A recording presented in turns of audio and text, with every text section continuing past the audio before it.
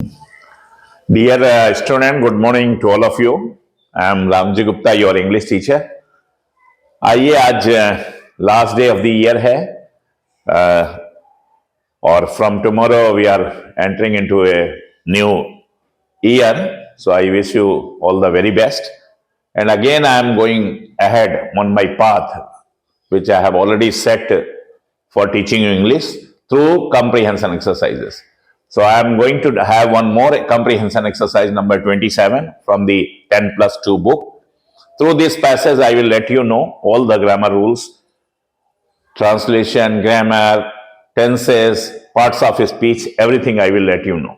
So please be focused when I teach you so that your English will be all right after some time. आइए चलिए start करते हैं. We become conscious of our weakness the moment we are placed in some responsible position. Now this is the very first sentence. There are two clauses in the given sentence. One, ये देखिए एक pairing है subject verb का, एक class हो गया. दूसरा pairing है ये सब्जेक्ट और वर्ब का. This is another class. The moment you can say ये ज्वाइन कर रहा है इन दो क्लासेस को, व्हेन के बराबर है. तो we become conscious of our weakness. We यहां पर pronoun as a subject, become present indefinite में वर्ब, कॉन्शियस इस सब्जेक्ट का कॉम्प्लीमेंट है, एडजेक्टिव कॉम्प्लीमेंट. कॉन्शियस एडजेक्टिव जो है ऑफ लेता है, इसका पेयरिंग है, सचेत हो जाना.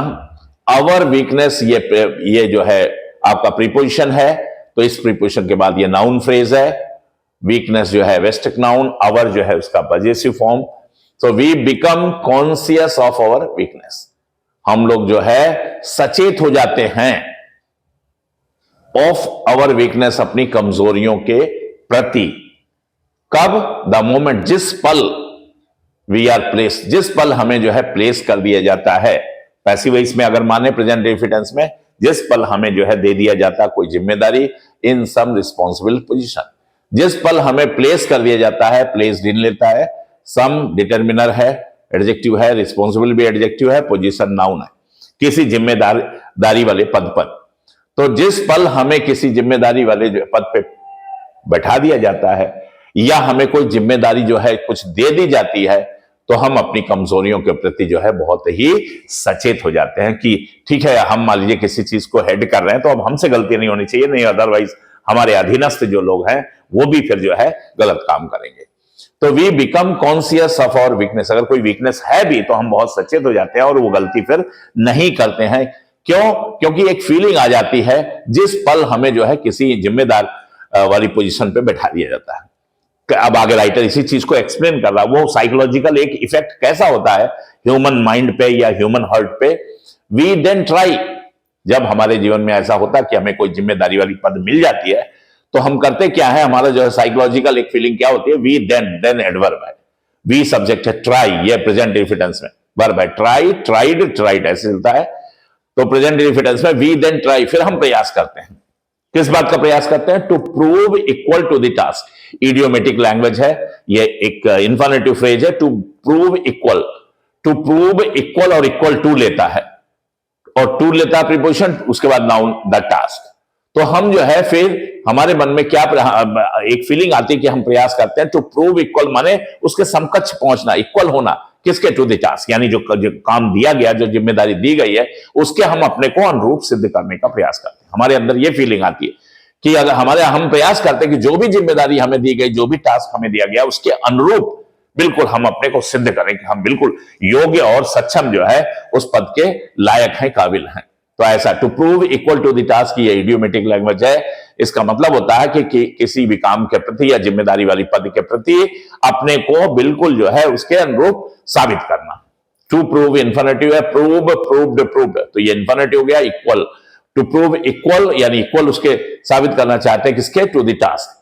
तो to prove equal to the task एक इडियोमेटिक लैंग्वेज हो गया कि हम प्रयास करने लगते हैं फिर कि हम उस पद के या उस जिम्मेदारी के बिल्कुल वहन करने में बिल्कुल सक्षम हों, अनुरूप हों और लोग उसको जाने. If we are ever tempted, और मान लीजिए if we are ever tempted to go astray, थोड़ा अच्छा सेंटेंस, ये एडवर्ब क्लॉज है, कंडीशनल सेंटेंस है कि यदि मान लीजिए वी आर एवर बीच में एडवर्ब है और टेम्प्टेड जो है ये पास्ट पार्टिसिपल है. अगर कभी हमें हमारे अंदर लालच आता है, मान लीजिए उस जिम्मेदारी को वहन करते समय कोई कुछ ऐसी चीज उसमें है जो हमें टेम्प्ट करती, हमें लालयित करती, हमें प्रॉम्प्ट करती कि हम गलत काम करें। तो इफ वी आर एवर माने किसी से tempted to go astray infinitive phrase है। टू गो एस्ट्रे का मतलब है गुमराह होना या पथभ्रष्ट होना। और मान लीजिए उस प्रोसेस में, प्रक्रिया में अगर कहीं पर ये ऐसा समय आता है कि हमें जो है अंदर से इस तरह का जो है एक मोटिव वो आता है कि लालच आता है कि हम जो है गलत काम कर लें, थोड़ा पथभ्रष्ट होने का या गुमराह होने का हमारे मन में जो है एक जो है भाव पैदा होता है। तो इट इज दिस थॉट, तो यही थॉट, यही विचार, it is this thought, thought यहां पर नाउन है और दिस जो है एडजेक्टिव है। यही थॉट, कौन सा थॉट? ये वाला कि नहीं, हमें जिम्मेदारी का पद दिया गया है और हमें उसके इक्वल प्रूव करना है, ये जो है to prove equal to the task. तो यही थॉट जो है विच प्रिवेंट्स, ये थॉट जो है विच माने ये देखिए ये सबऑर्डिनेटिंग कंजंक्शन है, सब्जेक्ट है, ज्वाइनिंग वर्ड है, इसका पूर्ववर्ती नाउन है। तो वो थॉट जो है प्रिवेंट्स माने रोकता है, अस माने हमें किससे रोकता है? Prevent us from, prevent from लेता है, इसका ये पेयरिंग है। प्रिवेंट अस फ्रॉम डूइंग, ये जेरेंडियल फ्रेज है। ये नाउन आया है तो ये प्रीपोजिशन आया तो जीरंड आया, नाउन। डूइंग सो, ऐसा करने से, सो एडवर्ब है। तो वही यही विचार जो है वो हमें ऐसा करने से रोकता है कि नहीं, देखिए किसी ने विश्वास किया है, किसी ने हमें जिम्मेदारी दी है, तो हमें कोई भी गलत काम नहीं करना है।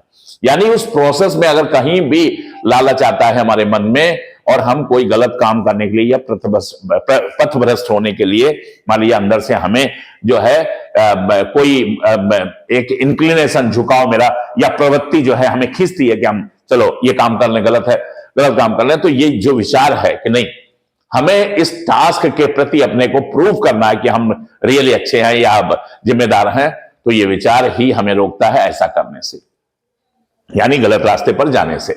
डज द एडिटर एवर, अब ये बात जो है, ये जो साइकोलॉजिकल फीलिंग है कि जब हमें कोई जिम्मेदारी वाला पद दिया जाता है तो हम अपनी कमजोरियों के प्रति सचेत हो जाते हैं और अपनी कमजोरियों को हम जो है अवॉइड करने की सोचते हैं कि हम उसको जो है कमजोरी कभी उजागर ना होने दें, और हम हमेशा अपने को जो है उस कर्तव्य के प्रति, उस टास्क के प्रति, उस जिम्मेदारी के प्रति जो है एकदम सक्षम सिद्ध करना चाहते हैं। और फिर मान लीजिए उस जिम्मेदारी को निर्वहन करते हुए कभी ऐसा मौका आता कि हमें जो है अंदर से ऐसा झुकाव या प्रवृत्ति मिलती कि अरे थोड़ा सा गड़बड़ कर लिया जाए, कोई लालच आ जाता मन में, तो यही विचार हमें जो है ऐसा काम करने से रोकता है कि नहीं, देखिए हमें जिम्मेदारी दी गई है और हम जिम्मेदारी के प्रति जो है बिल्कुल खरे उतरे।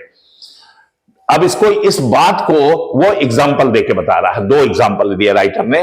Does the editor ever care, क्या डज आगे आया, इसका मतलब प्रेजेंट इन्फिनिटिव में ये इंट्रोगेटिव सेंटेंस है और यहां देखिए sign of interrogation. Does the editor, जो एडिटर है, समाचार पत्र का जो संपादक है, एवर केयर, क्या वह कभी परवाह करता है किस चीज की? टू वे करने की, तौलने की, हिज वर्ड्स, क्या वो अपने शब्दों पे कंट्रोल करने की या अपने शब्दों को जो है थोड़ा सा जो है बैलेंस करने की।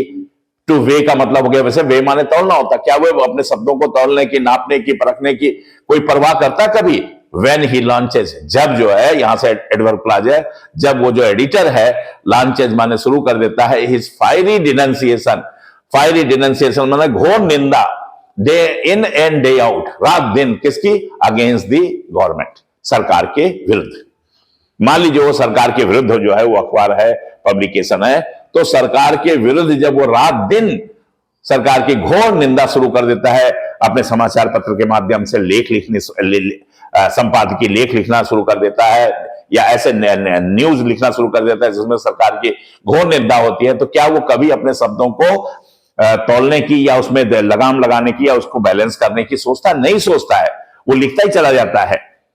बट लेट हिम हैव, लेकिन राइटर देखिए यहां बताने जा रहा है अपनी बात को प्रूव करने के लिए, बट लेट हिम, लेकिन अगर उसी पत्रकार को लेट हिम हैव, ये लेट के साथ ये हैव बेयर इन्फिनिटिव है, थोड़ा अच्छा स्ट्रक्चर है, ये हैव जो है टू हैव, ये टू हैव इन्फिनिटिव है, तो टू जो है नहीं लिखते हैं बेयर इन्फिनिटिव में, तो लेट हिम हैव ये बीच में जो है प्रोनाउन है जो ऑब्जेक्टिव केस में, लेकिन उसी पत्रकार को मान लीजिए हैव दे दिया जाए, let him have a seat, उसी पत्रकार को एक सीट दे दिया जाए, किसमें? इन द कैबिनेट, उसी गवर्नमेंट में उसको मंत्री बना दिया जाए, कैबिनेट में, वो मंत्रिपरिषद में उसे एक सीट दे दिया जाए कि भैया तुम बहुत लिखते हो कि हाँ सरकार का रेलवे सिस्टम भ्रष्ट है, ये काम गलत हो रहा है, रेलगाड़ियां टाइम से नहीं चल रही, जो कुछ भी लिखते हो, तुम्हें रेलवे मिनिस्टर बना दिया जाए, अगर उस पत्रकार को रेलवे मिनिस्टर बना दिया सरकार में तो क्या होगा फिर?